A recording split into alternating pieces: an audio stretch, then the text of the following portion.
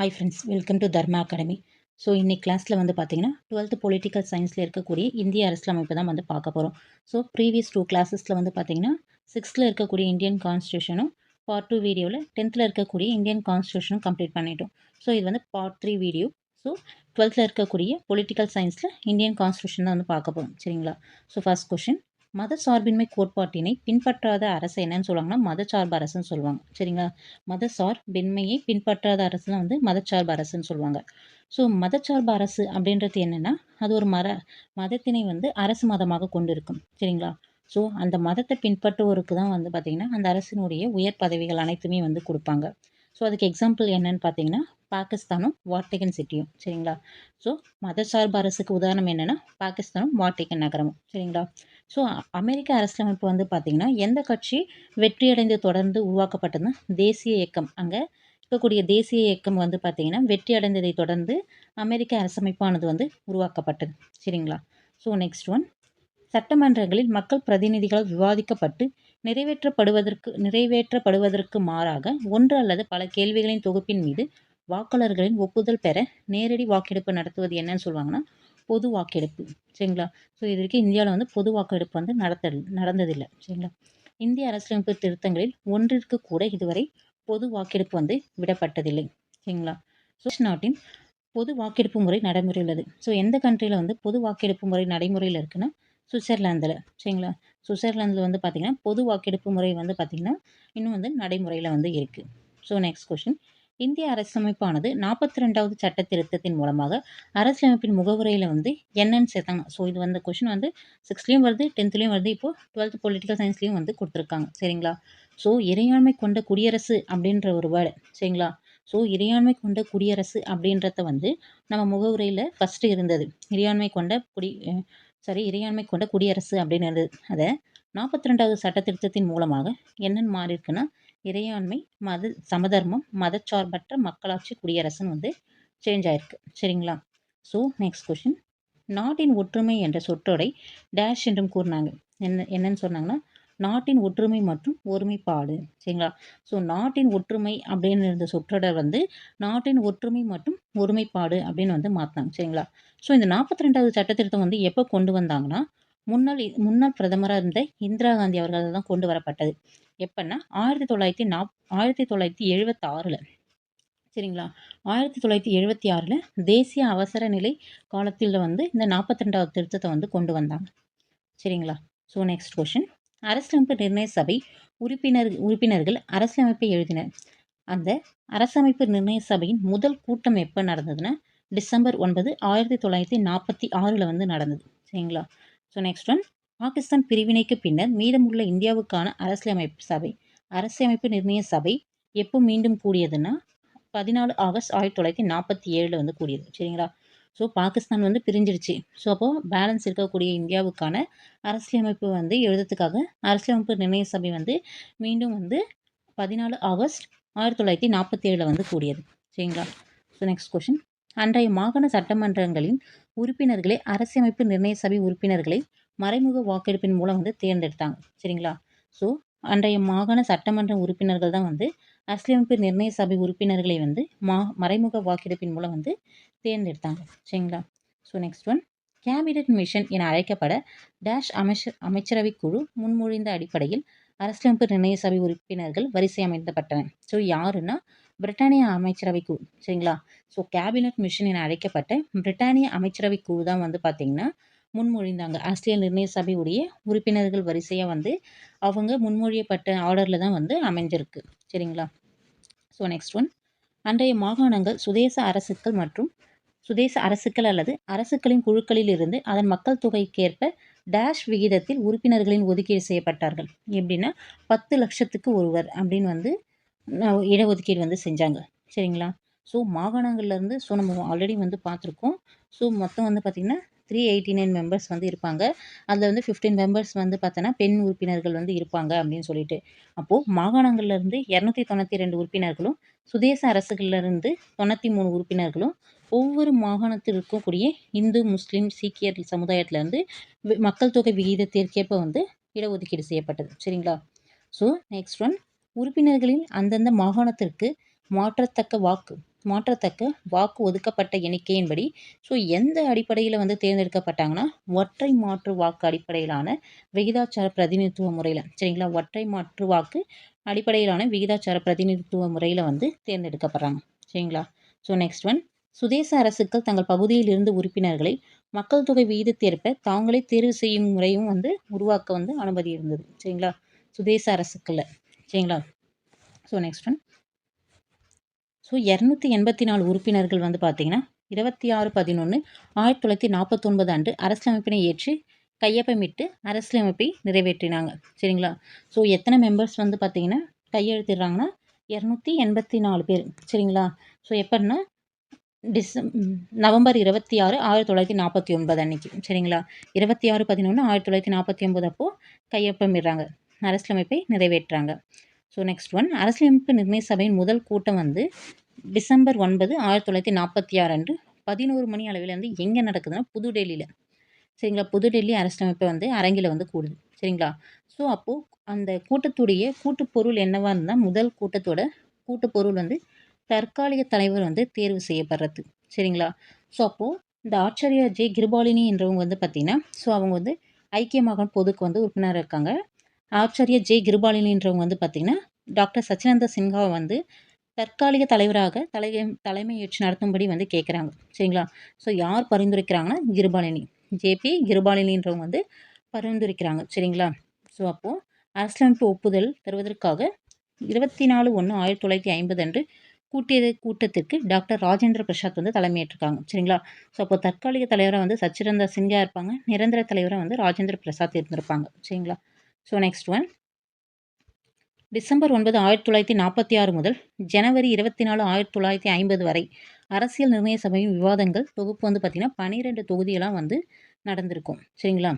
So next one கூட்டாட்சி விகிதங்கள், ஆளுநர் பதவி, நீதித்துறை, பொது தேர்வாணையங்கள், நெருக்கடி கால விதிகள், நிர்வாக விவகாரங்கள் ஆகியவை எல்லாமே வந்து எந்த சட்டத்திலேருந்து நம்ம எடுத்திருக்காங்கன்னா இந்திய அரசாங்க சட்டம் 1935 பேஸ் பண்ணி தான் வந்து நாம் எடுத்திருக்காங்க சரிங்களா. எடுத்துக்கொள்ளப்பட்டது கூட்டாட்சி விதிகள், ஆளுநருடைய பதவி, நீதித்துறை, பொது தேர்வாணையங்கள், நெருக்கடி கால விதிகள், நெக்ஸ்ட்டு நிர்வாக விவகாரம் இது எல்லாமே வந்து இந்திய அரசாங்க சட்டம் 1935 எடுத்திருப்பாங்க சரிங்களா. ஸோ நம்ம சம் கண்ட்ரீஸ்லேருந்து ஃபாலோ பண்ணி நம்மளுடைய அரசியலமைப்பு சட்டத்தை வந்து எழுதியிருப்பாங்க நாங்கள் படிச்சிருப்போம் இல்லைங்களா. ஸோ அது என்னென்னு பார்த்தோன்னா ஸோ பிரிட்டன்லேருந்து நம்ம என்ன எடுத்திருக்கோன்னா நாடாளுமன்ற அரசு, ஒற்றை குடியுரிமை, சட்டத்தின் ஆட்சி, நாடாளுமன்ற செயல்முறை, இடைக்கால தடை ஆணைகள்லாம் வந்து பார்த்திங்கன்னா பிரிட்டன்லேருந்து எடுத்திருப்போம். ஸோ அமெரிக்காவிலேருந்து எதை ஃபாலோ பண்ணியிருப்போன்னா அடிப்படை உரிமைகள், நீதி சீராய்வு, குடியரசுத் தலைவர் மீதான பதவி நீக்க தீர்மானம், உச்சநீதிமன்றம், உயர்நீதிமன்ற நீதிபதிகள், குடியரசு துணைத் தலைவர் போன்றோருக்கான பதவி நீக்கம் செய்யும் முறை சரிங்களா. ஸோ எல்லா பதவி நீக்கமும் வந்து பார்த்திங்கன்னா நெக்ஸ்ட்டு அடிப்படை உரிமைகள், நீதி சார்ந்த சீராய்வு இது எல்லாமே வந்து அமெரிக்காவிலேருந்து எடுத்திருப்போம் சரிங்களா. ஸோ குடியுரிமை, ஆட்சி, நாடாளுமன்றம் இது எல்லாமே வந்து பார்த்திங்கன்னா பிரிட்டன்லேருந்து எடுத்திருப்போம் சரிங்களா. ஸோ அயர்லாந்துலேருந்து அரசின் வழிகாட்டு முறைகள் மட்டும்தான் அயர்லாந்துலேருந்து எடுத்திருப்போம். கனடாவில் பார்த்திங்கன்னா ஒரு வலுவான மத்திய அரசுடன் கூடிய கூட்டாட்சி. ஸோ கூட்டாட்சி எங்கேருந்து எடுத்திருப்போம்னா கனடாவிலேருந்து எடுத்திருப்போம். மத்திய அரசின் பொதுப்பட்டியல், மத்திய அரசால் மாநில ஆளுநர் நியமனம், உச்சநீதிமன்றத்துக்கு அறிவுரை அதிகார வரம்பு இது எல்லாமே வந்து கனடாவில் வந்து நம்ம ஃபாலோ பண்ணியிருப்போம். ஸோ ஆஸ்திரேலியாவில் வந்து பார்த்திங்கன்னா வணிகம், வர்த்தகம் சார்ந்தது சரிங்க. வர்த்தகம் சுதந்திரம், நாடாளுமன்றத்தின் ஈரவை கூட்டம்லாம் வந்து ஆஸ்திரேலியாவிலேருந்து நம்ம எடுத்திருப்போம் சரிங்களா. ஸோ நெக்ஸ்ட் ஒன்று வந்து பார்த்திங்கன்னா ஜெர்மனி வெய்மர் அரசியமைப்பு வந்து பார்த்திங்கன்னா நெருக்கடி காலத்தில் வந்து அடிப்படை உரிமைகள் வந்து பறிக்கப்படுறது வந்து ஜெர்மனியுடைய வெய்மர் அரசியலமைப்பை வந்து ஃபாலோ பண்ணியிருப்போம். நெக்ஸ்ட்டு சோவியத் யூனியனை வந்து ரஷ்யா சரிங்களா. சோவியத் ரஷ்யாவில் வந்து பார்த்திங்கன்னா அடிப்படை கடமைகள், முகப்புரையில் சமூக பொருளாதார அரசியல் அப்படின்ட்டு வந்து எடுத்துருப்பாங்க இல்லைங்களா அது. ஸோ நீதியின் மாண்புகள், அடிப்படை கடமைகள் சரிங்களா. ஸோ இது எல்லாமே வந்து பார்த்திங்கன்னா சோவியத் யூனியன்லேருந்து நம்ம ஃபாலோ பண்ணியிருப்போம். ஸோ ஃப்ரான்ஸ்லேருந்து பார்த்திங்கன்னா குடியரசு, முகப்புரையில் சுதந்திரம், சமத்துவம், சகோதரத்துவம்னு வந்து ஆட் பண்ணியிருப்போம் அதுவும். ஸோ தென்னாப்பிரிக்காவிலேருந்து பார்த்திங்கன்னா அரசியலமைப்பு திருத்த முறை, மாநிலங்களவைக்கு உறுப்பினர்கள் தேர்வு. ஸோ இது எல்லாமே வந்து தென்னாப்பிரிக்காவிலேருந்து நம்ம எடுத்திருப்போம். ஸோ லாஸ்ட்டாக இறுதிப்படுத்தப்பட்ட திருத்த வரைவு வந்து எப்போ நடைமுறைக்கு வந்ததுன்னா ஜனவரி 26 1950 தான் வந்து நடைமுறைக்கு வந்தது சரிங்களா. ஸோ நெக்ஸ்ட் ஒன் இந்திய அரசமைப்பு தான் உலகிலே நீளமாக எழுதப்பட்ட அரசமைப்பாக கருதப்படுகிறது சரிங்களா. ஸோ நெக்ஸ்ட் ஒன், இறுக்கம் நெகிழ்வுத்தன்மை இரண்டும் கொண்ட தனித்துவம் வந்து பார்த்திங்கன்னா இந்திய அரசியலமைப்புக்கு வந்து இருக்குது. சரிங்களா? ஸோ இறையாண்மை, சமதர்மம், மதச்சார்பின்மை, மக்களாட்சி குடியரசு வந்து பார்த்திங்கன்னா வயது வந்த அனைவருக்கும் வாக்குரிமை வழங்கப்பட்டு தேர்ந்தெடுக்கப்படும் மக்கள் பிரதிநிதிகள் மூலமே மக்களே இந்தியாவை ஆள்கிறார்கள். சரிங்களா? ஸோ ப்ராப்பராக நமக்கு எலெக்ஷன் வந்து கண்டக்ட் பண்ணி தான் நாம தான் வந்து நம்மளுடைய பிரதிநிதியை வந்து நம்ம சூஸ் பண்ணுறோம். அதை தான் சொல்லியிருக்காங்க. ஸோ நெக்ஸ்ட் ஒன், இந்தியா ஒரு இறையாண்மை கொண்ட அரசு என்றால் தனது உள்நாட்டு வெளிநாட்டு விவகாரங்களை எந்தவித வெளிநாட்டின் தலையீடு இன்றி நிர்வகிப்பதாகும். சரிங்களா? ஸோ நெக்ஸ்ட் கொஷின், இந்திய அரசியலமைப்பின் சமதர்மம் என்ற சொல் 42வது சட்ட திருத்தத்தின் மூலம் இணைக்கப்பட்டுள்ளது. இந்தியாவில் சமதர்மம், முதலாளித்துவம் ஆகிய பொருளாதார இணைந்த கலப்பு பொருளாதார முறை தான் வந்து நம்ம கடைபிடிக்கிறோம். ஸோ நெக்ஸ்ட் ஒன், இந்தியாவை பொறுத்தவரை மதச்சார்பின்மை என்பது இந்தியாவில் அரசு மதம் என்ன ஒன்றில்லை, அனைத்து மதங்களும் சமமாக அங்கீகரிக்கப்பட்டதாக உள்ளன. சரிங்களா? ஸோ நெக்ஸ்ட் ஒன், ஸோ இந்தியாவை பொறுத்த வரைக்கும் மதச்சார்பின்மைன்றது கிடையாது. எல்லா மதமும் வந்து ஒன்று தான், சமம் தான் அப்படின்னு வந்து நம்ம ஃபாலோ பண்ணுறோம். நெக்ஸ்ட் ஒன் வந்து பார்த்தீங்கன்னா, இந்திய குடியரசு என்பது இந்தியாவின் முடியரசு மூலமாக அல்லாமல் தேர்தல் மூலியமாக தான் நம்ம தலைவரை வந்து தேர்ந்தெடுக்கிறோம். நெக்ஸ்ட்டு, அரசியல் நிர்வாகம்ன்றது வந்து நாடாளுமன்றத்துக்கு வந்து கட்டுப்பட்டுள்ளது. சரிங்களா? அரசியல் நிர்வாகம் வந்து பார்த்தீங்கன்னா நாடாளுமன்றத்துக்கு வந்து கட்டுப்பட்டுள்ளது. நாடாளுமன்றத்தின் பெரும்பான்மை உறுப்பினர்கள் ஆதரவு இருக்கும் வரை தான் வந்து அந்த ஆட்சி வந்து நீடிக்கும். இந்திய அரசியலமைப்பு வந்து பார்த்தீங்கன்னா என்ன குடியுரிமைனா ஒற்றை குடியுரிமை வந்து கொண்டுள்ளது. சரிங்களா? ஸோ நெக்ஸ்ட் கொஸ்டின் பார்த்தீங்கன்னா, 2015 பிப்ரவரி 27 அன்று மக்களவையில் குடியுரிமை சட்டம் 1955 திருத்தங்கள் வந்து கொண்டு வரப்பட்டுள்ளது. சரிங்களா? ஸோ குடியுரிமை சட்டம் வந்து ஆல்ரெடி நம்ம பார்த்துருப்போம் 1955. ஸோ லாஸ்ட்டாக பார்த்தீங்கன்னா 2015 பிப்ரவரி 27 அப்போ மக்களவையில் வந்து பார்த்தீங்கன்னா குடியுரிமை திருத்த சட்டம் வந்து கொண்டு வரப்பட்டது. சரிங்களா?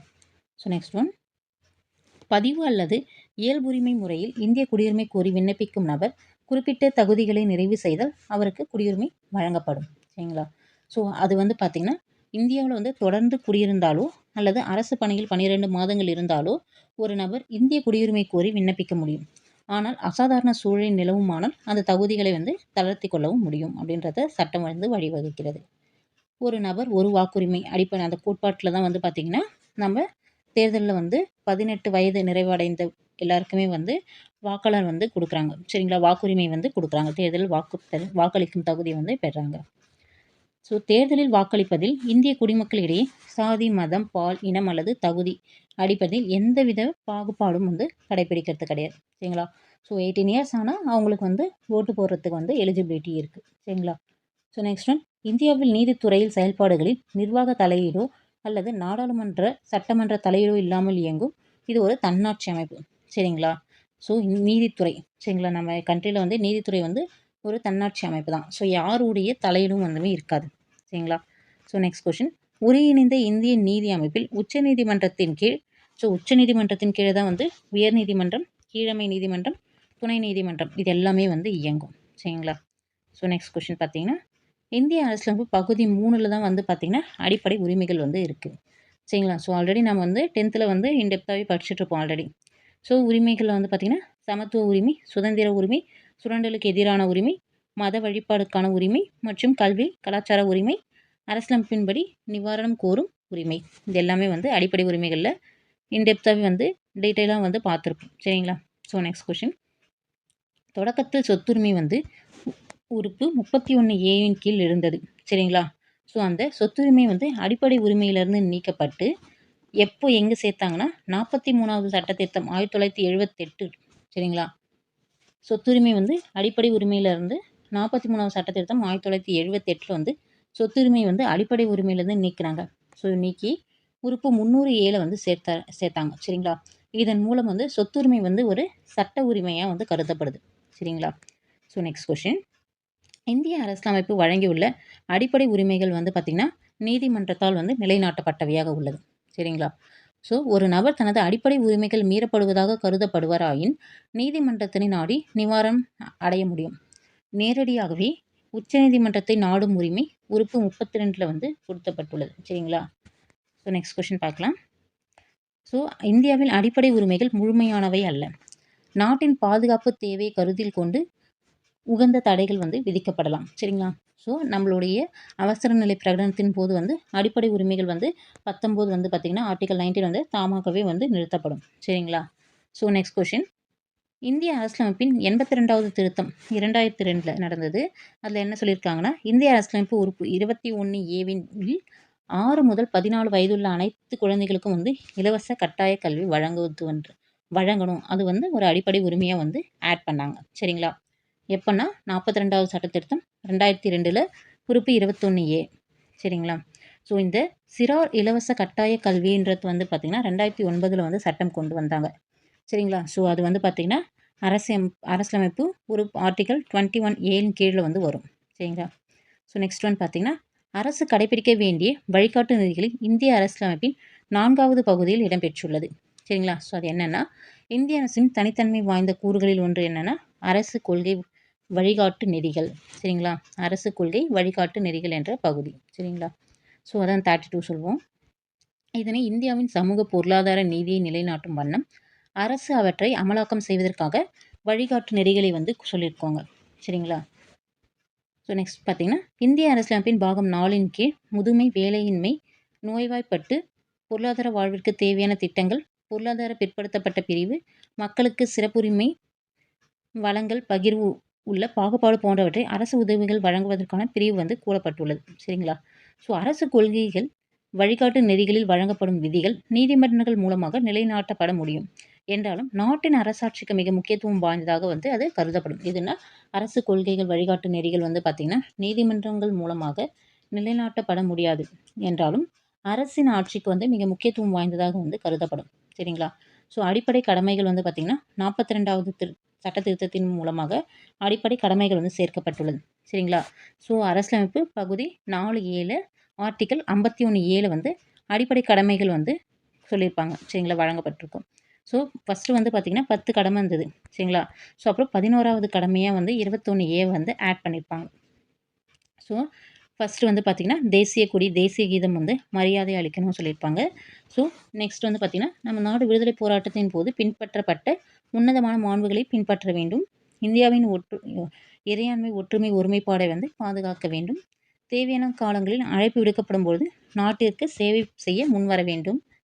ஸோ நெக்ஸ்ட் ஒன் பார்த்திங்கன்னா மத, மொழி, சாதி வேறுபாடுகளை கடந்து மக்களிடையே ஒருமைப்பாட்டினையும் உலகளாவிய சகோதரத்துவத்தையும் உருவாக்க வேண்டும் அப்படின்னு சொல்லியிருப்பாங்க. நமது பன்மைத்துவ பண்பாட்டினை வளமான மரபினை பாதுகாக்க வேண்டும். வனங்கள், ஏரி, ஆறு, வன உயிரினங்கள் உள்ளிட்ட நமது இயற்கை வளங்களை வந்து பாதுகாக்க வேணும்னு சொல்லியிருப்பாங்க. ஸோ அறிவியல் ஆர்வம், மனிதநேயம், தேடல் நெறி, சீர்திருத்தம் ஆகியவற்றை உருவாக்கி கொள்ள வேண்டும். பொது சொத்தை வந்து பாதுகாக்க வேண்டும். ஸோ நமது முயற்சியில் மேன்மேலும் உயர்ந்து இலக்கினை அடைய வேண்டும். ஸோ அந்த தனிநபர் மற்றும் கூட்டு செயல்பாடு திறன்களை வந்து பெற்று முன்னேற வேண்டும் சொல்லியிருப்பாங்க. ஸோ நெக்ஸ்ட் வந்து பார்த்திங்கன்னா இதற்கு பாருங்கள் 6 முதல் 14 வயதுக்குட்பட்ட சிறார்களுக்கு வந்து கல்வி வழங்குவது 21(a) வந்து ஆட் பண்ணியிருப்பாங்க 11வது ஆண்டு. சரிங்களா? ஸோ இது வந்து 12 கிடையாது, அதனுடைய சென்டென்ஸ் கண்டினியூவேஷன் இது. ஸோ நெக்ஸ்ட் ஒன், இந்திய சிதைக்க முடியாத ஒன்றியமும் சிதைக்கத்தக்க மாநிலங்களும் கொண்ட ஆட்சி முறையாகும். சரிங்களா? ஸோ நெருக்கடி நிலை காலத்தில் ஒற்றை ஆட்சி குணாம்சம் கொண்டது இதன் பொருளாகும். சரிங்களா? ஸோ இந்திய அரசியலமைப்பு ஒற்றை முறை ஆட்சி, கூட்டாட்சி முறை இரண்டையும் நேரம், சூழல் போன்ற தேவைக்கேற்ப பயன்படுத்தி கொள்ளத்தக்க ஆட்சி முறையை வந்து கொண்டுள்ளது. ஸோ நெக்ஸ்ட் ஒன், இந்திய அரசியலமைப்பு வழங்கியுள்ள அடிப்படை உரிமைகள் மீறப்படாமல் கண்காணிப்பதிலும் நாடாளுமன்ற நிர்வாக செயல்பாடுகளில் தேவைப்பட்டால் தலையிடுவதும் யாருக்கு சுதந்திரம் இருக்குன்னா நீதித்துறைக்கு வந்து சுதந்திரம் இருக்குது. சரிங்களா? அடிப்படை உரிமைகள் வந்து பார்த்தீங்கன்னா மீறப்படாமல் கண்காணிக்கிறது வந்து பார்த்திங்கன்னா நாடாளுமன்ற நிர்வாக செயல்பாட்டிலையும் வந்து தலையிடுவதற்கு வந்து நீதித்துறைக்கு வந்து சுதந்திரம் வந்து கொடுத்துருக்காங்க. சரிங்களா? ஸோ நெக்ஸ்ட் ஒன், நீதி அமைப்பும் நாடாளுமன்றமும் ஒன்றுக்கொண்டு சமமான மேலாதிக்க தன்மை கொண்டவை. சரிங்களா? நாடாளுமன்றத்தில் இயற்றப்பட்ட சட்டம் அரசியலமைப்பின் அடிப்படை தத்துவத்திற்கு முரணாக இருந்தால் அதனை செல்லத்தக்கதாகும் அதிகாரம் யாருக்கு இருக்குன்னா நீதி சீராய்வு அப்படின்னு சொல்லுவாங்க. சரிங்களா? அந்த அதிகாரத்து நேம் என்னென்னா நீதி சீராய்வு. சரிங்களா? ஸோ குடியுரிமை சட்டம் வந்து 1955 வந்து இயற்றப்பட்டது ஃபஸ்ட்டு. சரிங்களா? ஸோ இதன் மூலம் வந்து பார்த்திங்கன்னா பிறப்பு, வாரிசு, ஸோ பதிவு செய்தல் மூலமாக இயற்கை வயப்படுத்துதல், சரிங்களா, பிரதேச இணைவு, அதுக்கப்புறம் வந்து இயல்புரிமை மூலம், ஸோ இது எல்லாமே மூலமாக வந்து நம்ம குடியுரிமை வந்து பெற முடியும் அப்படின்னு வந்து ஆல்ரெடி பார்த்துருப்போம் நம்ம. ஸோ குறிப்பிட்ட சூழ்நிலையில் குடியுரிமை வந்து விலக்கிக் கொள்ளவும் ரத்து செய்யவும் வந்து விதிகள் வந்து வழங்கியிருக்கு. சரிங்களா? ஸோ அரசு இந்தியாவின் அயல்நாட்டு குடிமக்கள் பதிவு முறை மூலம் வந்து நம்மளுடைய குடியுரிமை வந்து அவங்க பெற்றுக்கொள்ளலாம். சரிங்களா? ஸோ ஆர்டிகல் 79 என்ன சொல்லுதுன்னா, ஆர்டிகல் 79 கீழ் இந்திய ஒன்றியத்தின் நாடாளுமன்றம் குடியரசுத் தலைவர் மற்றும் ஈரவையை கொண்டுள்ளது அப்படின்னு சொல்லியிருக்காங்க. சரிங்களா? ஒரு இந்திய ஒன்றியத்தின் நாடாளுமன்றம் வந்து பார்த்தீங்கன்னா குடியரசுத் தலைவர் மற்றும் ஈரவையை கொண்டது அப்படின்னு வந்து ஆர்டிகல் 79 வந்து சொல்லுது. சரிங்களா? ஸோ ஈரவைன்றது மக்களவையும் மாநிலங்களவை அவையும் தான். சரிங்களா? ஸோ ஒரு கூட்டாட்சி நாடாளுமன்றம் ஈரவை கொண்ட அமைப்பாக இருக்க வேண்டும் என்ற தேவையின் அடிப்படையிலே இதனை ஏற்கப்பட்டது. சரிங்களா? ஸோ இது வந்து மேலவை அப்படின்னு சொல்கிறாங்க. மாநிலங்களவையை வந்து கீழவைன்னு சொல்கிறாங்க. சரிங்களா? ஸோ மக்களவையை வந்து மேலவைனும் மாநிலங்களவையை வந்து கீழவைனும் சொல்கிறாங்க. சரிங்களா? ஸோ மக்களவை மக்கள் பிரதிநிதித்துவம் கொண்டதாகும். ஈரவைகளிலும் தன் இயல்பில் செயல்பட்டு மாநிலங்களின் ஒற்றுமை ஒருமைப்பாடு ஒன்றிய ஒருமைப்பாடு ஆகியவற்றை பாதுகாக்க பராமரிக்கப்படுகிறது. சரிங்களா? சரி, நெக்ஸ்ட் ஒன். இந்திய அரசமைப்பு சட்டத்தின் கீழ் உருவான மதராஸ் மாகாண முதல் சட்டமன்ற தேர்தல் எப்பன்னா 1952-57 வந்து 1952 நடந்தது. சரிங்களா? ஸோ அப்போது ராஜாஜி அரசு கொண்டு வந்த அடிப்படை கல்வி திட்டத்தை வந்து விமர்சிக்கப்பட்டது. சரிங்களா? ஸோ அப்போது எதிர்க்கட்சிகளுடன் ஆளும் காங்கிரஸ் கட்சியை சேர்ந்த ஒரு பகுதியினர் உட்பட்ட இத்திட்டத்தை வந்து கடுமையாக எதிர்த்தாங்க. சரிங்களா? அந்த திட்டத்தில் வந்து பார்த்திங்கன்னா சாதி அடிப்படையில் வந்து மேலாதிக்கத்தை மீண்டும் கொண்டு வருது அப்படின்றத வந்து விமர்சித்தாங்க. சரிங்களா? ஸோ இந்த ராஜாஜி கொண்டு வந்த அடிப்படை கல்வி திட்டத்தை. சரிங்களா? ஸோ நெக்ஸ்ட் கொஸ்டின் பார்த்திங்கன்னா, அதுக்கப்புறமா சரிங்களா? ஸோ அதுக்கப்புறமா ஆட்சி அமைத்த பின்னர் முதல் அமைச்சராக பதவியேற்ற காமராஜர் அவையில் சரிங்களா? ஸோ ராஜாஜிக்கு அப்புறம் வந்த காமராஜர் வந்து பார்த்திங்கன்னா 1954 அரசின் கல்வி அமைச்சர் சி.வி. சுப்பிரமணியம் இத்திட்டத்தை வந்து அந்த ராஜாஜி கொண்டு வந்த குலக்கல்வி திட்டத்தை வந்து ரத்து செய்கிறாங்க. சரிங்களா? ஸோ அப்போ ராஜாஜி ஆட்சியின் மீது கொண்டு வரப்பட்ட நிலமற்ற விவசாய தொழிலாளர்களை பாதுகாக்கும் நில சட்டங்கள் ஸோ அதெல்லாம் தொடரப்பட்டது. ஜஸ்ட் அவர் வந்து அந்த குலக்கல்வி திட்டம் மட்டும்தான். சரிங்களா? சாதி பாகுபாடு பார்க்கறது அப்படின்னு சொல்லிட்டு அந்த அடிப்படை கல்வி திட்டத்தை ராஜாஜி கொண்டு வந்தாருங்களா? ஸோ இதை மட்டும் வந்து பார்த்திங்கன்னா காமராஜர் பீரியட் வந்து ரத்து செய்கிறாங்க. சரிங்களா? ஸோ அதுக்கப்புறமா ராஜாஜி கொண்டு வந்த நிலமற்ற விவசாய தொழிலாளர்களை பாதுகாக்கும் நிலச்சட்டங்கள்லாம் தொடரப்பட்டது. சரிங்களா? So next question. சென்னை மாகாண தலைவர் சி. ராஜாஜி தனது முதல் நிதிநிலை அறிக்கையை 1937 மதராஸ் சட்டமன்றம் செனட் அவை சரிங்களா? ஸோ அங்கே மதராஸ் பல்கலைக்கழக சேப்பாக்கம் வளாகத்தில் வந்து தாக்கல் செய்கிறாரு. சரிங்களா? ஸோ முதல் நிதிநிலை அறிக்கையை 1967 திராவிட முன்னேற்றக் கழகம் ஆட்சிக்கு வந்தது. அப்போ யார் சிஎம்மாக இருந்தாங்கன்னா சி.என். அண்ணாதுரை அவர்கள் தான் வந்து முதல்வராக இருந்தாங்க. சரிங்களா? ஸோ இந்த திருமண சட்டங்கள்லாம் திருத்தப்பட்டு சுயமரியாதை திருமணங்கள்லாம் வந்து அங்கீகாரம் கொண்டு வந்தது யாருன்னா அண்ணாதுரை அவர்கள் தான். சரிங்களா? ஸோ அவருக்கு அடுத்து பதவியேற்று 5 தடவை முதலமைச்சராக பதவி வகித்தவர் யாருன்னா மு. கருணாநிதி தான்.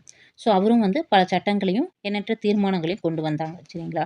ஸோ அவர் கொண்டு வந்த கடைசி சட்ட முன்வரைவு என்னன்னா, பிற்பட்ட வகுப்பினருக்கான இடஒதுக்கீடுகள், முஸ்லிம்களுக்கு சிறப்பு உள் ஒதுக்கீடு மற்றும் பட்டியல் இனங்கள் மற்றும் பழங்குடியினருக்கான ஒதுக்கீட்டின் கீழ் அருந்தியர்களுக்கும் உள் ஒதுக்கீடு வந்து வழங்கப்பட்டது. சரிங்களா? ஸோ இதெல்லாம் வந்து பார்த்திங்கன்னா கருணாநிதி சிஎம் இருக்கும்போது கொண்டு வந்த திட்டங்கள். சரிங்களா? So next question. அனைத்து இந்திய அண்ணா திராவிட முன்னேற்ற கழகத்தின் எம்.ஜி. ராமச்சந்திரன் தலைமையிலான 10 ஆண்டு ஆட்சியில் வந்து வருவாய் நிர்வாகத்துறையில் வந்து குறிப்பிடத்தக்க மாற்றங்கள்லாம் கொண்டு வரப்பட்டது. சரிங்களா? ஸோ அதில் இம்பார்ட்டன்ட் என்ன பார்த்தீங்கன்னா, வாரிசு அடிப்படையில் கிராம நிர்வாக அலுவலருக்கான கர்ணம் பதவி வந்து முடிவு கொண்டு வரப்பட்டது. சரிங்களா? ஸோ வாரிசு அடிப்படையிலே வந்து பார்த்திங்கன்னா விஏஓ அந்த பதவி வந்து கர்ணம் சொல்லுவாங்க. அதுக்கு வந்து முடிவு பெறப்பட்டது. சரிங்களா? ஸோ நெக்ஸ்ட் பார்த்திங்கன்னா, மதிய உணவு திட்டத்தை விரிவுபடுத்தி சத்துணவு திட்டமாக வந்து மேம்படுத்தினார். ஸோ மதிய உணவு திட்டம்னா காமராஜர் வருவாங்க. சத்துணவு திட்டம்னா வந்து எம்ஜிஆர் வருவாங்க. சரிங்களா? ஸோ மதிய உணவு திட்டத்தை வந்து சத்துணவு திட்டமாக வந்து மேம்படுத்தினார். சரிங்களா? So next question. 1992 நவம்பர் உச்சநீதிமன்றம் மண்டல் ஆணையத்தில் வந்து தீர்ப்பு வழங்கியது. சரிங்களா? ஸோ அந்த மண்டல் ஆணையம் என்ன சொல்லுச்சுன்னா, கல்வி மற்றும் வேலைவாய்ப்பில் வந்து பார்த்திங்கன்னா 50% வந்து இடஒதுக்கீடு வழங்க தீர்ப்பளித்தது. சரிங்களா? ஸோ தமிழகத்தில் வந்து பார்த்திங்கன்னா மிகவும் பிற்பட்டோர், பட்டியல் சாதிகள், பழங்குடியினர் ஆகியோருக்கு வழங்கப்பட்டு வந்த இடஒதுக்கீடை பாதுகாக்கும் வகையில் தமிழ்நாடு மாநில சட்டமன்றம் வந்து பார்த்திங்கன்னா 69% இடஒதுக்கீடை வந்து சட்டம் கொண்டு வந்தது. சரிங்களா? ஸோ தமிழ்நாடு மாநிலத்தில் வந்து பார்த்திங்கன்னா சட்டமன்ற உறுப்பினர்கள் எண்ணிக்கைன்னா 234. சரிங்களா? 189 உறுப்பினர்கள் பொது தொகுதியிலையும். சரிங்களா? ஸோ இந்த 234ல் 189 பொது தொகுதியிலும் 45 பேர் வந்து தனி தொகுதியிலிருந்து வந்து தேர்ந்தெடுக்கப்படுறாங்க. சரிங்களா? ஸோ சட்டமன்றத்தின் முதல் கூட்டத்தொடர் வந்து பார்த்திங்கன்னா பொது தேர்தலை தொடர்ந்து 1952 நடந்தது. சரிங்களா? ஸோ அப்போது 1952 3/5/1952 வந்து தொடங்கியது. ஸோ அரசியலமைப்பு உறுப்பு 333 கீழ் வந்து பார்த்திங்கன்னா ஆங்கிலோ இந்தியர் வந்து பார்த்திங்கன்னா ஒருவர் வந்து ஆளுநர்களாக வந்து நியமிக்கப்படுவாங்க. சரிங்களா? ஸோ அதனுடைய ஆர்டிக்கல் என்னென்னா 333. சரிங்களா? 333 கீழ் ஆளுநர் வந்து ஒரு ஆங்கிலோ இந்தியரை வந்து பார்த்திங்கன்னா நியமிக்கும் அதிகாரம் இருக்குது. சரிங்களா? ஸோ மக்களவை உறுப்பினர்களிலிருந்து ஒருவர் வந்து பார்த்திங்கன்னா பொது கணக்கு குழு தலைவராக வந்து மக்களவையில் வந்து தலைவராக நியமிக்கப்படுறாங்க. சரிங்களா? மக்களவை உறுப்பினர்கள்லேருந்தே ஒருவர். சரிங்களா? ஸோ நெக்ஸ்ட் கொஸ்டின் பார்த்திங்கன்னா 1967லேருந்து 68ஆம் ஆண்டு முதலாக எதிர்க்கட்சி உறுப்பினர் ஒருவரே பொது கணக்கு குழு தலைவராக மக்களவை தலைவரால் நியமிக்கப்படுகிறார். சரிங்களா? ஸோ ஃபஸ்ட்டு வந்து பார்த்திங்கன்னா மக்களவை உறுப்பினர்கள்லேருந்தே ஒருத்தர் வந்து பொது கணக்கு குழு தலைவராக வந்து மக்களவை தலைவரால் நியமிக்கப்பட்டிருந்தாங்க. ஸோ எந்த பீரியட்னா 1967-68 வந்து பார்த்திங்கன்னா அப்போ தான் ஃபஸ்ட்டு வந்து எதிர்க்கட்சி உறுப்பினர் ஒருவரே வந்து பார்த்திங்கன்னா பொது கணக்கு குழு தலைவராக வந்து பார்த்திங்கன்னா நியமிக்கப்படுறாங்க. மக்களவை தலைவரால் பொது கணக்கு குழு தலைவராக வந்து நியமிக்கப்படுறாங்க. சரிங்களா? ஸோ நெக்ஸ்ட் ஒன், இக்குழு மக்களவைத் தலைவர் கட்டுப்பாட்டின் கீழ் இயங்கும் ஒரு நாடாளுமன்ற குழுவாகவே கருதப்படுகிறது. 1950 ஜனவரி முதல் 2018 ஏப்ரல் வரை இக்குழு 1596 அறிக்கைகளை தாக்கல் செய்துள்ளது. சரிங்களா? ஸோ அரசியலமைப்பில் உள்ள ஒரு விதியை திருத்தம் கோரும் சட்ட முன்வரைவுகள் அரசியலமைப்பு திருத்தச் சட்ட முன்வரைவு என்றே அழைக்கப்படுகிறது. சரிங்களா? ஸோ ஆர்டிக்கல் 368 தான் வந்து சட்ட திருத்தம். சரிங்களா? ஸோ 368 2 கீழ் வரும் அனைத்து விதிகளும் இதில் அடங்கும். சரிங்களா? இந்த சட்ட முன்வரைவினை எங்கன்னா நாடாளுமன்றத்தில் ஈரவைகளிலும் கொண்டு வரலாம். சரிங்களா? சட்ட திருத்தம்னாலே அது நாடாளுமன்றத்தில் கொண்டு வரணும்னு சொல்லியிருக்காங்க. ஸோ நெக்ஸ்ட் பார்த்திங்கன்னா அரசியலமைப்பு உறுப்பு 370 வந்து பார்த்திங்கன்னா ஜம்மு காஷ்மீருக்கு வந்து சிறப்பு அந்தஸ்தை வந்து கொடுக்குது. அப்போது இந்திய அரசு வந்து பார்த்திங்கன்னா 5 ஆகஸ்ட் 2019 அன்று ஜம்மு காஷ்மீருக்கு வழங்கப்பட்ட சிறப்பு தகுதியை வந்து ரத்து செய்தது. சரிங்களா? ஸோ ஆர்டிக்கல் 370 வந்து பார்த்திங்கன்னா ஜம்மு காஷ்மீருக்கான சிறப்பு தகுதி வந்து தன்னாட்சி தகுதி வந்து வழங்கியிருந்தது. அதை வந்து எப்போ ரத்து செஞ்சாங்கன்னா ஆகஸ்ட் 5, 2019 வந்து கேன்சல் பண்ணிட்டாங்க. சரிங்களா? ஸோ நெக்ஸ்ட் வந்து பார்த்திங்கன்னா சங்கர்லிங்கனாரை பற்றி தான் பார்க்க போகிறோம். ஸோ சங்கரலிங்கனார் வந்து பார்த்திங்கன்னா காந்தியவாதியாகவும் விடுதலை போராட்ட தியாகியாகவும் வந்து போராட்ட வீரராகவும் வந்து கருதப்படுறார். சரிங்களா? 1895 விருதுநகர் மாவட்டம் மண்மலைமேடு கிராமத்தை சேர்ந்த கருப்பசாமி வள்ளியம்மாளுக்கு வந்து மகனாக பிறந்தார். 1917 வந்து பார்த்திங்கன்னா காங்கிரஸில் இணைகிறாரு.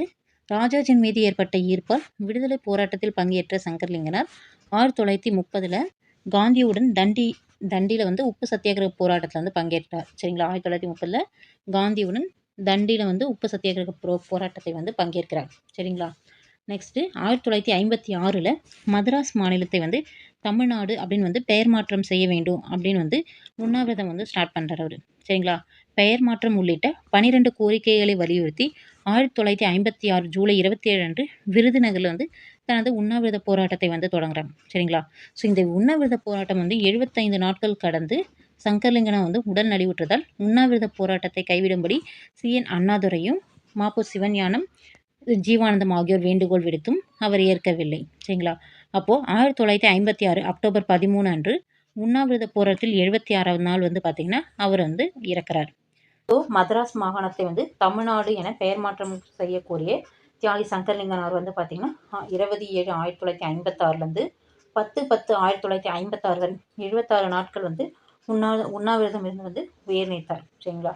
ஸோ அப்போது மதராஸ் மாநில பெயர் சட்டம் பார்த்திங்கன்னா 14 ஜனவரி 1969 வந்து பார்த்திங்கன்னா மதராஸ் மாநிலம் அப்படின்றது வந்து தமிழ்நாடு அப்படின்றது வந்து பெயர் மாற்றம் வந்து செய்யப்பட்டது. சரிங்களா? காந்திய வழி உண்ணா நோம்பிலிருந்து இறந்தவர் யாருன்னா சங்கரலிங்கனார். சரிங்களா? ஸோ நெக்ஸ்ட் ஒன், மதராஸ் மாநிலத்தில் இருந்து தெலுங்கு பேசும் மக்களை பிரித்து சென்னை தலைநகராக கொண்டு தனி மாநிலம் அமைக்க வேண்டும் சொல்லி போராடியவர் யாருன்னா பொட்டி ஸ்ரீ ராமாலு. ஸோ அவர் வந்து 1952 உண்ணாவிரத போராட்டத்தை வந்து நடத்துகிறாங்க. சரிங்களா? ஸோ நெக்ஸ்ட் கொஷின், வரதட்சணை ஒழிப்பு சட்டம் எப்போன்னா 1959 நடக்குது. ஸோ நெக்ஸ்ட் வந்து பார்த்திங்கன்னா மற்றும் மே 9, 1961 வந்து நடக்குது. சரிங்களா? வரதட்சணை ஒழிப்பு சட்டம். ஸோ நெக்ஸ்ட்டு பயங்கரவாத தடுப்பு சட்டம் வந்து பார்த்திங்கன்னா 2002 மார்ச்சில் வந்து நடக்குது. ஸோ நெக்ஸ்ட் கொஷின், தேர்வு முறை குழுன்றது வந்து பார்த்திங்கன்னா வெஸ்ட்மினிஸ்டர் நாடாளுமன்ற மக்களாட்சி முறையிலிருந்து பிறந்தது தான் வந்து நம்மளுடைய தேர்வு குழு முறை. மாநிலங்களவை விதிகள் மற்றும் நடைமுறையில் வந்து பார்த்திங்கன்னா ஆர்டிகல் 125 கீழே வந்து பார்த்திங்கன்னா என்ன சொல்கிறாங்கன்னா, சட்ட முன்வரைவு வந்து பார்த்திங்கன்னா யார் வேணாலும் எந்த ஒரு உறுப்பினரும் வந்து கொண்டு வர முடியும்னு சொல்கிறாங்க. சரிங்களா? ஸோ அப்படி தீர்மானம் ஏற்றுக்கொள்ளப்பட்டால் அந்த சட்ட முன்வரைவு வந்து தேர்வு குழுக்கு வந்து பரிசீலனைக்கு வந்து அனுப்புவாங்க. சரிங்களா? ஸோ அதில் வந்து பார்த்திங்கன்னா 1/3 பங்கினர் வந்து குறையாமல் உறுப்பினர்கள் வந்து அவையில் வந்து இருக்கணும். சரிங்களா? 1/3 பங்கினர். ஸோ நெக்ஸ்ட் ஒன், இவ்வாறு முன்மொழியப்படும் தீர்மானத்தின் மீதான வாக்கெடுப்பு வந்து பார்த்திங்கன்னா வெற்றி தோல்வியின்றி முடிந்தால் அவைக்கு தலைமை ஏற்பவர் முடிவே வந்து இறுதியாகும். சரிங்களா? சட்ட முன்வரைவில் குறிப்பிட்ட ஏதேனும் ஒரு அம்சம் குறித்து ஆய்வு செய்யப்பட வேண்டுமெனில் அதற்கென ஒரு துணைக்குழுவை தேர்வுக்குழு வந்து அமைத்துக் கொள்ளலாம். இந்த செயல்முறையில் ஏதேனும் கேள்வி எழுந்தால் அதனை மாநிலங்களவை தலைவர் பார்வைக்கு கொண்டு செல்ல வேண்டும். ஸோ அவருடைய முடிவே வந்து இறுதியாக இருக்கும். சரிங்களா? ஸோ சட்ட முன்வரைவு ஒரு அவையில் நிறைவேற்றப்பட்டு மற்றொரு அவையில் நிராகரிக்கப்படும் பொழுது அல்லது ஏதேனும் ஒரு ஆட்சேபனை எழும்போதும் அது வந்து பார்த்திங்கன்னா 6 வாரத்திற்குள் வந்து அதிகமாக இழுபறி நிலை இருக்கும். சரிங்களா? ஸோ அப்போ லாஸ்ட்டாக வந்து பார்த்திங்கன்னா குடியரசுத் தலைவர் வந்து ஈரவில் கூட்டத்தை கூட்டி அதற்கு வந்து தீர்வு காண்பார். சரிங்களா? ஸோ நெக்ஸ்ட் ஒன், இதில் வந்து பார்த்திங்கன்னா பண முன்வரைவு அல்லது அரசியலமைப்பு சட்டத்திருத்தம் வந்து அது போன்ற கூட்டத்தை கூட்டி சமமாக வந்து சட்டமாக இயற்றுறது வந்து அனுமதி வந்து இல்லை. சரிங்களா? ஸோ நெக்ஸ்ட் ஒன் வந்து பார்த்திங்கன்னா சட்ட முன்வரைவு நாடாளுமன்றத்தின் ஈரவைகளிலும் ஏற்கப்பட்டு குடியரசுத் தலைவரால் ஒப்புதல் பெறும்பொழுது அது வந்து சட்டமாகும். ஸோ பொதுவாக ஒவ்வொரு ஆண்டும் அல்லது அவ்வப்போதும் அவையில் தேர்ந்தெடுக்கப்படும் அல்லது அவைத் தலைவரால் நியமிக்கப்படும் குழுவே வந்து நிலைக்குழு அப்படின்னு வந்து சொல்கிறாங்க. சரிங்களா? ஸோ 12th பொலிட்டிக்கல் சயின்ஸில் இருக்கக்கூடிய இம்பார்ட்டன்ட் கொஸ்டின் அண்ட் ஆன்சர் எல்லாமே பார்த்துட்டோம். ஸோ லாஸ்ட்டாக நம்ம வந்து புக் பேக் கொஸ்டின்ஸ் வந்து பார்க்க போகிறோம். ஸோ இந்திய அரசியலமைப்பு சட்ட வரைவு குழு தலைவர் யாருன்னா B.R. அம்பேத்கர். சரிங்களா? ஸோ இது வந்து ஒரு கூற்று கொஸ்டின். இந்தியாவை பொறுத்தவரை நாடாளுமன்ற அரசாட்சியில் கீழ் காணும் கோட்பாடுகளில் எது பின்பற்றப்படுகிறது? சரிங்களா? ஸோ கரெக்ட் ஆன்சர் வந்து பார்த்திங்கன்னா 1 and 2 தான். ஸோ அமைச்சரவை உறுப்பினர்கள் அனைவரும் நாடாளுமன்ற உறுப்பினர்கள் தான். சரிங்களா? நாடாளுமன்றத்தின் நம்பிக்கை நீடிக்கும் வரை அமைச்சரவர்கள் வந்து பதவி வகிப்பார்கள். சரிங்களா? இது ரெண்டும் தான் கரெக்டு. ஸோ அமைச்சரவை அரசின் தலைவரால் தலைமை தாங்கப்படுகிறார் அப்படின்றது வந்து தப்பு. ஸோ 103வது அரசியலமைப்பு சட்ட திருத்தம் என்னென்னா பொருளாதார பின்தங்கிய வகுப்பினருக்கு 10% வந்து இடஒதுக்கீடு வந்து கொடுத்தாங்க. ஸோ நெக்ஸ்ட் கொஸ்டின், அரசியலமைப்பை இறுதிப்படுத்த அரசியலமைப்பு நிர்ணய சபை எவ்வளவு காலம் எடுத்துக்கொள்ளப்பட்டதுன்னா 1946 டிசம்பர் 9 சுமார் 3 years வந்து எடுத்துட்டாங்க. சரிங்களா? மദ്രാஸ் மாநிலம் எப்பொழுது தமிழ்நாடுன்னு பெயர் மாற்றப்பட்டதுன்னா 1969 ஜனவரி 14 வந்து பெயர் மாற்றப்பட்டது. இந்தியா ஒரு இறையாண்மை சமதர்மம் மதச்சார்பின்மை மக்களாட்சி குடியரசு நாடு என்று கூறும் அரசியலமைப்பு பாகம் எதுன்னா முகவுரையில தான் கூறியிருப்பாங்க. 42வது சட்ட திருத்தம். ஸோ நெக்ஸ்ட் ஒன், முகப்புரையில் இடம்பெறும் நாம் என்னும் சொல் எதை குறிக்கிறதுனா இந்திய மக்களை வந்து குறிக்கிறது. கீழ்காணும் சொற்கள் முகப்புரையில் எந்த வரிசையில் இடம்பெற்றுள்ளது? ஸோ நம்ம ஆல்ரெடி பார்த்துருக்கோம். ஃபஸ்ட்டு இறையாண்மை வரணும், நெக்ஸ்ட்டு சமதர்மம், அப்புறம் மதச்சார்பின்மை, மக்களாட்சி, குடியரசுன்னு வரணும். சரிங்களா? அந்த அளவு தான் கரெக்டு. ஸோ மாநிலங்களவை உறுப்பினர்கள் எண்ணிக்கை வந்து 250. ஸோ அரசியலமைப்பில் தரப்படாத நிறுவனம் எதுனா திட்ட ஆணையம் வந்து கிடையாது. சரிங்களா? ஸோ அரசியலமைப்பில் தரப்படாத நிறுவனம் எதுனா திட்ட ஆணையம் தான் தரப்படாது. நிதி ஆணையம், ஒன்றிய அரசு பணியாளர் தேர்வாணையம், தேர்தல் ஆணையம் வந்து இருக்கும். ஸோ நெக்ஸ்ட் ஒன், இந்திய அரசியலமைப்பு நிர்ணய சபை நடைபெற்ற காலம் வந்து டிசம்பர் 9 1946 ஜனவரி 24 1950 வரைக்கும் நடந்தது. ஸோ மேலவைன்றது வந்து மாநிலங்களவை. சரிங்களா? கீழவைன்றது மக்களவை. அரசியலமைப்பு உறுப்பு 333 கீழ் வந்து பார்த்திங்கன்னா ஆங்கிலோ இந்தியன் ஒருவரை வந்து ஆளுநர் நியமிக்கலாம் அப்படின்னு வந்து சொல்லியிருப்பாங்க. ஸோ நெக்ஸ்ட் ஒன், தமிழ்நாடு மாநில சட்டமன்றத்தில் தேர்ந்தெடுக்கப்பட்ட உறுப்பினர்கள் எண்ணிக்கை வந்து 239. காரணம் தான் 42வது அரசியலமைப்பு திருத்தச் சட்டம் வந்து ஒரு குறு அரசியலமைப்பு என குறிக்கப்படுகிறது. சரிங்களா? ஸோ காரணம் என்னன்னா அதிகமான விதிகளை கொண்டு ஒருங்கிணைக்கப்பட்ட திருத்தச் சட்டம் அப்படின்றாங்க. ஸோ காரணமும் சரி கூற்றும் சரி, அதுக்கு சரியான விளக்கம் அது. ஸோ நெக்ஸ்ட் கொஸ்டின், கூற்று காரணம் தான் இந்திய அரசியலமைப்பு மிக நெகிழ்வுத்தன்மை கொண்டது. இதுவரை அரசியலமைப்பு 100 முறைக்கு மேல் திருத்தப்பட்டுள்ளது. ஸோ இது ரெண்டுமே வந்து கூற்றும் காரணம் சரி, மேலும் காரணம் வந்து பார்த்திங்கன்னா கூற்றை வந்து சரியாக விளக்குது. சரிங்களா? ஸோ இதோட வந்து பார்த்திங்கன்னா 12th பொலிட்டிக்கல் சயின்ஸில் இருக்கக்கூடிய இந்தியன் கான்ஸ்டியூஷன் இருக்கக்கூடிய ஓவரால் இம்பார்ட்டன்ட் பாயிண்ட்ஸ் எல்லாமே பார்த்துட்டோம் அண்ட் புக் பேக் கொஷினும் வந்து கம்ப்ளீட் பண்ணிட்டோம். ஸோ நம்ம நெக்ஸ்ட் கிளாஸில் வந்து இந்தியன் கான்ஸ்டியூஷனில் வந்திருக்கக்கூடிய ப்ரீவியஸ் இயர் கொஷின்ஸை வந்து பார்த்துட்டா நம்ம வந்து சிலபஸில் ஃபஸ்ட் இந்தியன் பாலிட்டியில் இருக்கக்கூடிய ஃபஸ்ட்டு டாபிக் இந்தியன் கான்ஸ்டியூஷன் உடைய ஃபுல்லாகவே வந்து நம்ம படிச்சிடுறோம். சரிங்களா? ஸோ நம்ம நெக்ஸ்ட் கிளாஸில் வந்து ப்ரீவியஸ் இயர் கொஷின்ஸை வந்து பார்த்துடலாம். கிளாஸில் உங்களுக்கு ஏதாச்சும் டவுட்ஸ் இருந்தால் கமெண்ட் பண்ணுங்கள். தேங்க்ஸ் ஃபார் வாட்சிங் ஃப்ரெண்ட்ஸ்.